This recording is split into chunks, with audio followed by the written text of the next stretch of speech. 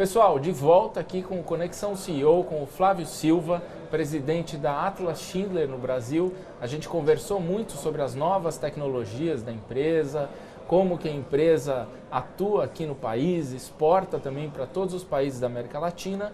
E agora a gente vai falar bastante mais sobre a operação no Brasil, novos investimentos e o que vem pela frente nesses próximos anos agora de Brasil voltando a crescer. Flávio, muito obrigado por estar aqui no Conexão CEO, nos estúdios da B3. Então eu já te pergunto, você falou muito de novas tecnologias no início, no primeiro bloco desse programa. Sim. Quanto que a empresa investe em pesquisa e desenvolvimento? Isso demanda um capital intensivo? Como é que isso funciona dentro da companhia? Eu vou até aproveitar a pergunta para compartilhar com você uma informação que deve nos orgulhar muito, né? O Grupo Schindler ele tem 5 centros de pesquisa no mundo, um dos quais está aqui em São Paulo, na cidade de São Paulo. E é super motivo de orgulho para nós, porque a engenharia brasileira desenvolve tecnologia e isso vai para todo mundo Schindler, né? Nós estamos presentes em mais de 100 países. É isso que eu ia te perguntar. Mais de 100 países e essas tecnologias são desenvolvidas aqui, claro, em conjunto com o Centro de Pesquisa e Desenvolvimento da China, da Suíça, dos Estados Unidos. Ele é compartilhado com o mundo todo. Então esse é um motivo muito bacana, né, de você ter uma presença mundial da engenharia brasileira. E o grupo e a operação brasileira, ela tem um destaque dentro do Grupo Schindler, né? Nós temos uma das 10 fábricas do grupo aqui, né? E eu até comentei minutos atrás sobre a nossa plataforma de exportação, né? E dentro da constelação Schindler, né, a gente fatura perto de 11 bilhões de dólares por ano, né? E a operação brasileira fatura 2 bilhões de reais por ano. Então, o global são 11 bi de dólares e o Brasil fatura 2 bi de reais. Exatamente. O Brasil, dentre esses 100 países, está em que lugar na operação, em termos de faturamento? Em termos de faturamento, eu diria que nós somos estamos entre os top 10. É que eu ia te dar um número, a posição exata, mas aí com essas últimas desvalorizações do dólar eu tenho medo de errar nisso, né? Infelizmente isso muda muito o número, porque a gente fatura em reais e o último movimento do dólar atrapalhou um pouquinho o nosso... Vocês usam muito material importado para fabricar o elevador? Olha, é um mix, né? Tudo que é aquilo que a gente pode nacionalizar a gente faz, porque a gente tem uma crença muito grande de que a indústria brasileira tem que prosperar. E na indústria você tem realmente os melhores salários, a melhor distribuição de renda. Um país próspero tem uma indústria forte. E a indústria brasileira é bastante complexa, o que é bom. É bom, um país desenvolvido tem indústrias complexas, né? Nós fabricamos produtos muito simples até elementos como aviões, né? Que é altamente complexo. Então, isso é bom. Então, toda vez que a gente tem a chance de nacionalizar, nós realmente executamos um plano. Mas existe um componente importado mesmo por uma questão de ganho de escala, né? Em alguns equipamentos é melhor você ter uma concentração em um determinado lugar, que você consegue a escala mundial de produção e isso baixa o custo. O que é interesse para todo mundo, né? A gente poder servir o mercado a preços cada vez mais competitivos. Mas a alta do dólar atrapalha aí por vocês? Atrapalha. Nós tínhamos previsto um dólar um pouquinho abaixo do que está sendo negociado hoje, mas quanto vocês tinham previsto? Olha, a gente estava trabalhando com dólar de 4. E hoje a cotação está acima disso.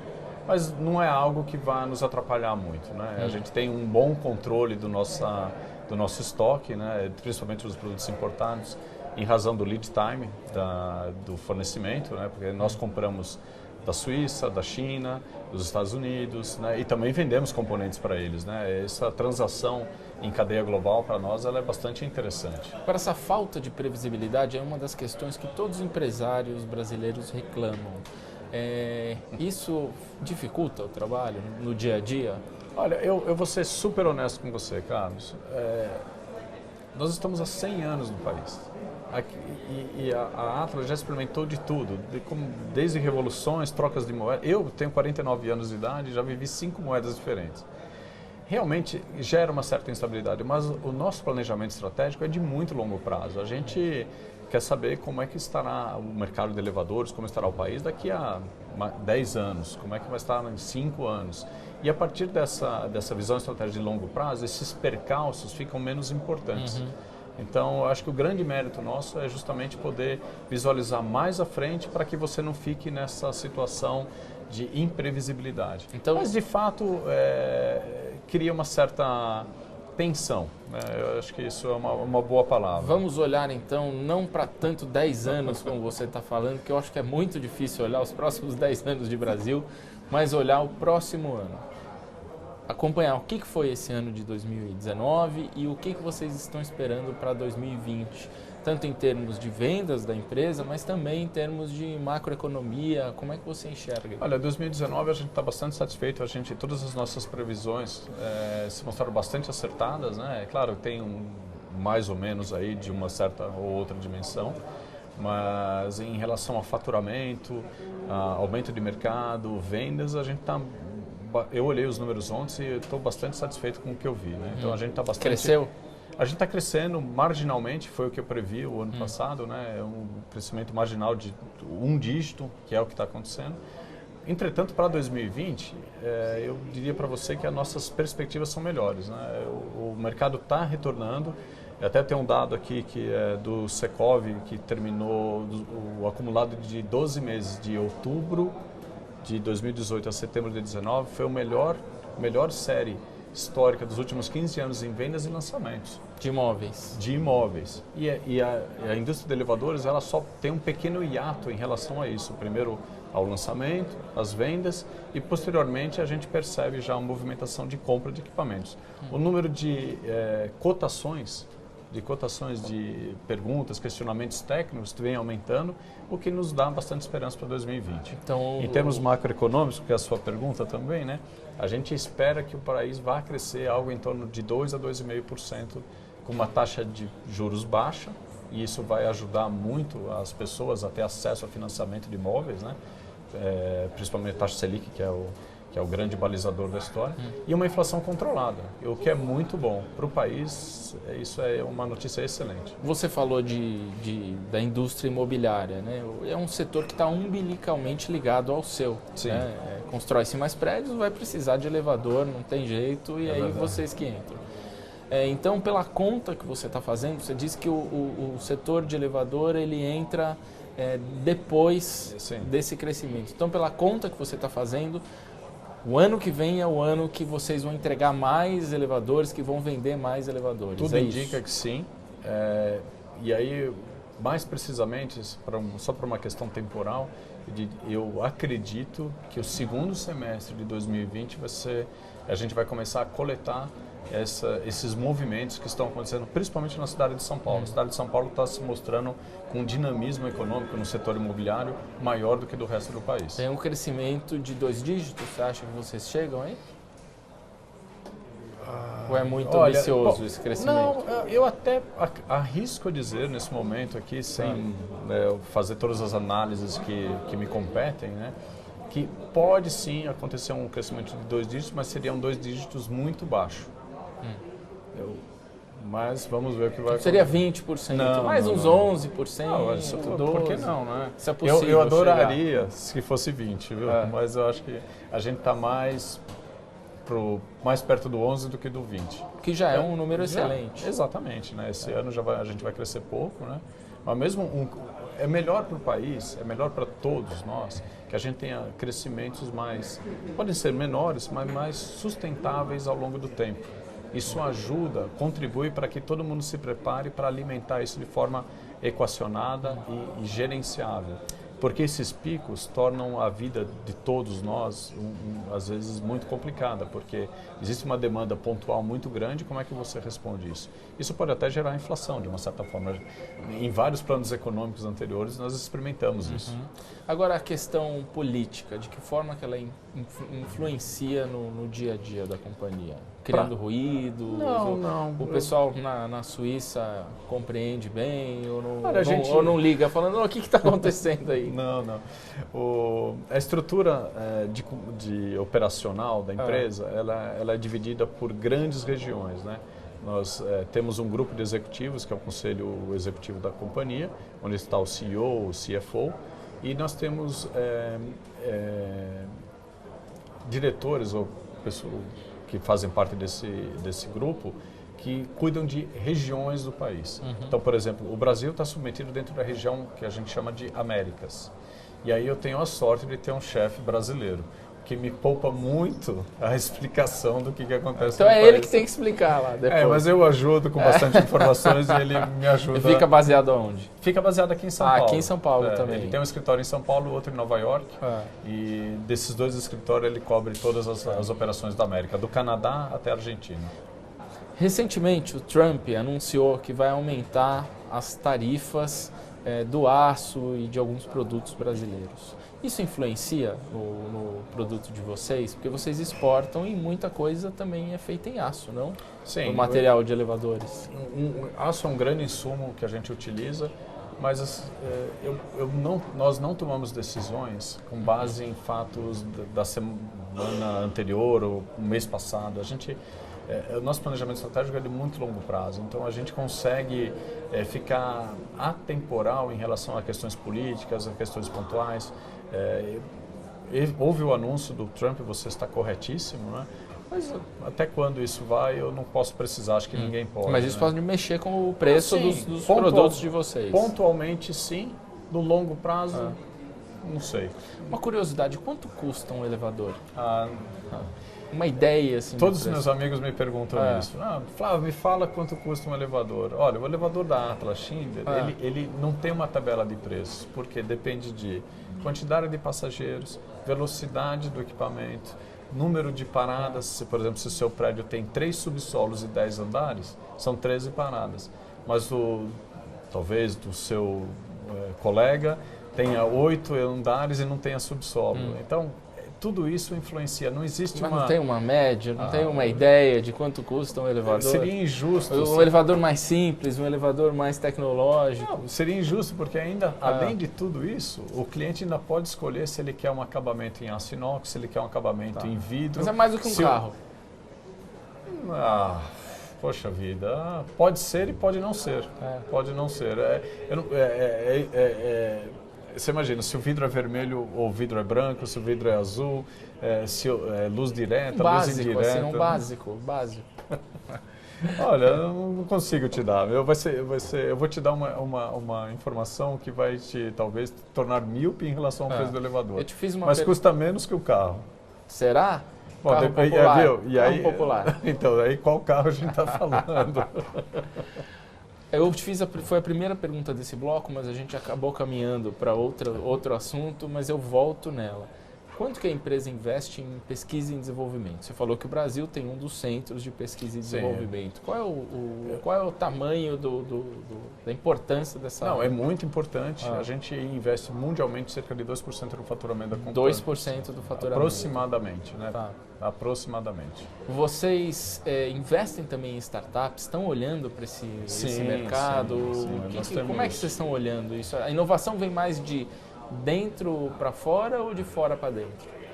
Olha, eu diria que nos dois casos. Por exemplo, essa plataforma do Schindler Ahead foi grande parte dela, não vou falar que é a totalidade, mas ela veio de dentro da companhia, de uma necessidade, e as pessoas fizeram pesquisas, olharam as tendências macroeconômicas e as tendências da sociedade de forma geral, para onde caminhar, e foi um misto entre partes internas, colaboração com outras empresas. Nós temos grandes parceiros que colaboraram conosco para montar esse programa, né?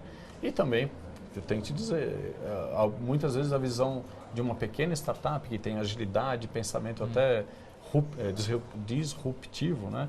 Nos auxilia a reenquadrar os nossos modus operandi, a nossa maneira de enxergar o próprio negócio. Então a gente sempre visualiza isso, tem gente dedicada a esse tema e faz parte da equação geral da companhia. Mas vocês já compraram alguma startup? Já. Estão trazendo? Já?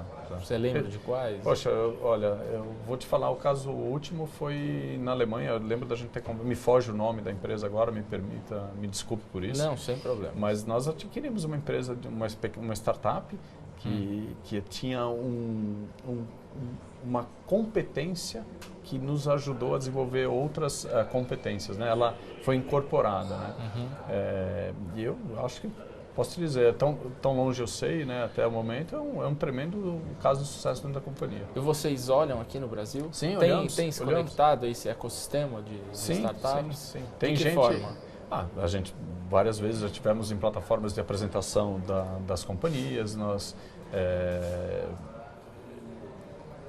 pessoas ligadas ao programa Schindler Ahead e pessoas ligadas ao nosso departamento de pesquisa e desenvolvimento têm frequentado esse tipo de evento, né? Isso faz parte do nosso cotidiano hoje. Não significa que tudo que a gente vê, põe a mão, a gente vai adquirir, não é isso. Então a gente estuda primeiro o que a gente enxerga no Brasil, depois a gente checa se aquelas competências já não estão presentes no grupo, porque a gente está em mais de 100 países, pode ser que alguém mais está olhando a mesma dimensão do negócio, a mesma competência, né, de engenharia, de marketing, etc, etc. E aí a gente verifica se vale a pena fazer aquisição aqui no Brasil ou fora do país. Você disse que hoje são 5.500 colaboradores, mais de 3.000 são técnicos que estão na rua. Exato. Fazendo manutenção, modernizando, montando elevadores. Dedicados ao cliente. Isso. E do ponto de vista tecnológico, quantas pessoas hoje estão dedicadas a isso, a essa infraestrutura que você disse, do app que você consegue monitorar full time, olhar a questão do Big Data? Enfim. Olha, Carlos, seria injusto eu falar para você que são 5, 10, 50, sem porque o programa é tão amplo que tem muita gente ligada a ele. Muitos de forma dedicada 100%, outros de forma parcialmente e algumas até indiretamente. Mas são muitas as pessoas, porque o que me enche de orgulho, porque é um programa que a gente, mais uma vez, junto com pesquisa e desenvolvimento, os aportes de conhecimento que recebemos do exterior e as competências da engenharia brasileira, a gente conseguiu colocar o Brasil par e passo com o que há de mais moderno no mundo de elevadores no mundo. Vocês, nessa área de transformação digital, hoje se fala muito em novos modelos de gestão. Algumas empresas aí caminhando para trabalhos em squads, metodologias agile. Vocês usam esse tipo de metodologia dentro da empresa? Como é que vocês têm atraído os millennials? Me conta um pouco sobre isso. Nós temos esse tipo de metodologia e nós também temos um programa de estágio para engenheiros e administradores super bacana. Eu gosto muito desse programa, não porque eu sou o principal sponsor dele, mas porque ele permite com que um estudante de engenharia que faltam 2 anos para se formar, venha para a empresa e tenha a chance de trabalhar em várias áreas. A pessoa não vem exclusivamente para trabalhar na engenharia, ela vai trabalhar um pouco na engenharia, um pouco em marketing, um pouco na área de vendas, um pouco no campo, para entender qual é a demanda do cliente, como tratar peças de reserva e tudo mais. E essa rotatividade permite que a gente desenvolva pessoas mais completas do ponto de vista do negócio. E isso tem um orgulho nosso, um grande atrativo para trazer jovens, as melhores mentes das universidades de primeira linha aí para dentro da empresa. Mas essa parte de metodologias, squads, a gente tem um PMO dentro da empresa, né? E ali a gente aplica toda essa, até War Room para resolução de problemas e projetos. Nós temos muitos projetos no Brasil rodando, alguns de infraestrutura, outros de manutenção da nossa operação. Nós investimos perto de 50 milhões de reais por ano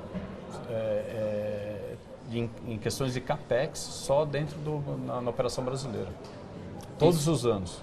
Isso na parte de gestão, aí inclui gestão, processo, gestão, novas ferramentas, gestão do ferramental que vai para o campo, tecnologias de rastreabilidade e assim vai.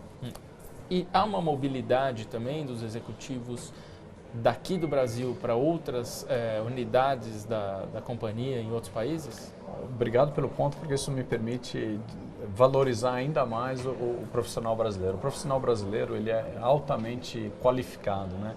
Eu acho que em função do que a gente vive no nosso cotidiano aqui, o executivo, o profissional brasileiro, ele é muito resiliente e essa é uma qualidade altamente apreciada fora do país. Então, hoje, grande parte dos nossos talentos, eles são atraídos, eles são convidados a fazer parte de um programa mundial de desenvolvimento acelerado de carreiras.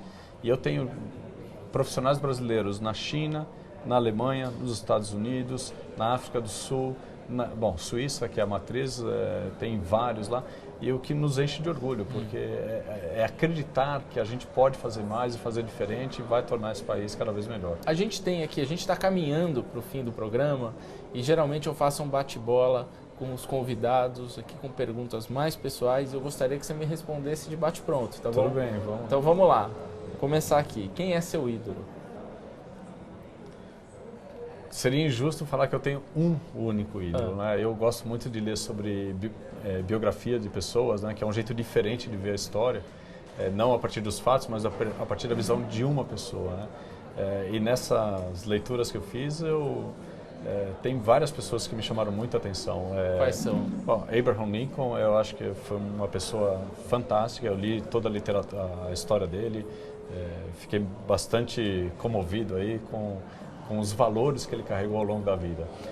Do ponto brasileiro, o Barão de Mauá é uma leitura que eu recomendo também. Irineu Evangelista foi um brasileiro à frente do seu tempo. Eu acho que eu poderia citar muitos outros aí, mas dois que me vêm à mente agora. E qual característica você mais admira em uma pessoa? Uma característica de uma pessoa. O que você mais admira? Confiabilidade. Confiabilidade. O que você mais detesta? Acho que é a falta de confiabilidade. Alguém mentir para mim é um grande problema. E o que toca na sua caixa de som? Toca de tudo. Eu toco, mas principalmente o rock. Eu ainda... Qual banda específica assim, que você gosta? O U2 eu gosto bastante. É bastante variado, né? Eu tenho até um playlist sobre 33 guitar songs, né? Que é bases de guitarra. De músicas famosas. Ali tem de Beatles até AC/DC, é bastante eclético, viu? Legal. E qual é o seu hobby? Eu leio bastante, pratico esporte, amo nadar, gosto de nadar bastante. Corria, né? Mas agora eu machuquei o joelho, estou recuperando aí. O que você está lendo agora? Eu estou lendo a história de Winston Churchill. Winston Churchill. E a história de Roma também. Legal. Quantos livros você lê, em média, no ano? No ano? Poxa vida, depende do volume, né? Por exemplo, eu li a história do petróleo, que é super interessante. É um livro de 1000 e poucas páginas, né? Mas eu devo ler perto de 10 a 12 volumes, um por mês. Mais ou menos. Mais ou menos. Poder é? Servir.